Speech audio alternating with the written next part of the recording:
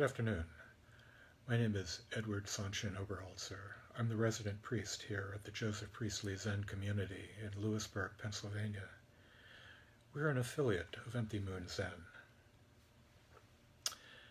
Right after the Surgeon General's report on smoking came out, my grandmother put her unfinished pack of cigarettes into her purse, snapped it shut, and promised herself, vowed, that for that one day she would not smoke. That day became the next day, and the next, and the next. And the promise held until several years later, one Thanksgiving, when my family drove up to Boston. My mother, who couldn't get to a store to replenish her own cigarette supply, opened my grandmother's purse and smoked those stale and desiccated cigarettes, undercutting, but, of course, not eliminating that earlier vow. This past month, my wife and I woke up to realize that we'd been married for 43 years, that the wedding vows we'd taken decades ago in Massachusetts still seemed to hold water, day after day after day. Another and different sort of vow? Karen and I once received an elaborately engraved invitation to the installation of the worshipful master of the Masonic Lodge in Woburn, Massachusetts. Ordinarily, the Masons don't play a big part in my day-to-day life, and going to an event at the local lodge would have been the last thing on my mind. But a friend of the family, Kamal Usayev, the father of Nadia, a friend of our son since elementary school, had been chosen by his lodge to lead them. Kamal was very old-world French, by way of Algeria, very proper, and quite Muslim. Now this was right after 9/11, and that a group of white Anglos in a suburb of Boston would choose a Muslim to lead them in their Masonic quest was more than enough to overcome my reluctance to attend a Masonic installation. As it turned out, it was as strange and as mundane as I had expected, though oddly much more inspiring.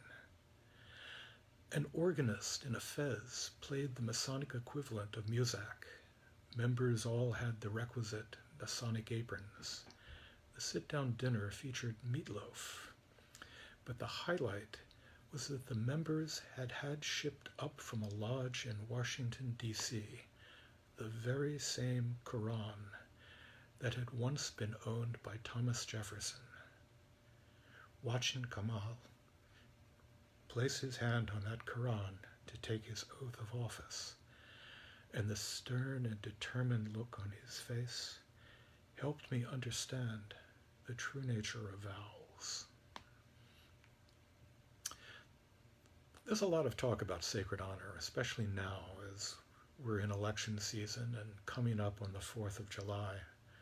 I tend, like many boomers, to discount shows of patriotism, often mistaking Samuel Johnson's old adage that patriotism is the last refuge of scoundrels for saying something about patriotism, when it actually says everything about scoundrels. But the wording at the bottom of the Declaration of Independence speaks to this. Yes, they were white and male, and many of them slaveholders, but they knew the noose was waiting for them should they lose. And yet they pledged their lives, their fortunes, and their sacred honor. They knew how to take a vow. I spent some time as a lawyer and remember witnesses being asked to raise their right hand and swear or affirm, no longer on a Bible, and with the option of avoiding, for some people, the religiously dangerous term, swear. What, I used to wonder, would I swear on? Somehow Darwin's Origin of Species or the CRC Handbook of Chemistry and Physics didn't rise to the level of Jefferson's Quran, sacred though they may have been to me. And now I'm a Buddhist priest, and I still wonder what texts would serve. What would I swear on? The lotus, the diamond, even the Heart Sutra, the Pali canons.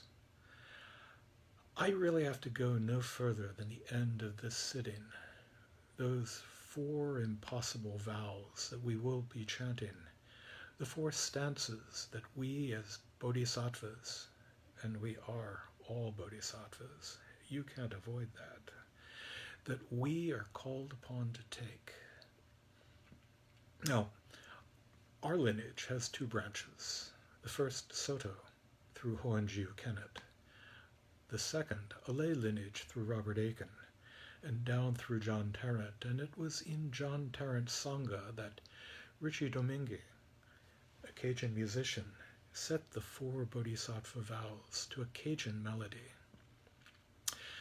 Cajun is not normally my music, though here I'm willing to make an exception, even if I'll spare you my singing of the vows, or then again, maybe not. Here they go. I vow to wake all the beings of the world, all beings, numberless, infinite. I vow to set endless heartache to rest, heartache without end, inexhaustible delusions. I vow to walk through every wisdom gate, each one of them, every wisdom gate, gate after wisdom gate after wisdom gate, boundless and infinite. I vow to live the great Buddha way, this impossible Buddha way. Vows, promises, sacred, profane, holy, not so holy. My grandmother promising herself that this one day she would not smoke. A drunk promising himself that this one day he would not drink. You, me, each of us promising, vowing that this one day we would awake this one being. We would save this one being, and the next day, and the next being, and the next day, and passing through this one Dharma gate, and the next, stumbling, failing, dragging ourselves back up, 4 impossible vows that I now fully avow, that I now pledge. I pledge this, vow this, and this vow becomes you. No longer impossible because it is you. Open yourself to the vows. Embrace the impossibility. For this one day, you are the vow. And so we vow just for today. And just for today. And just for today. Thank you.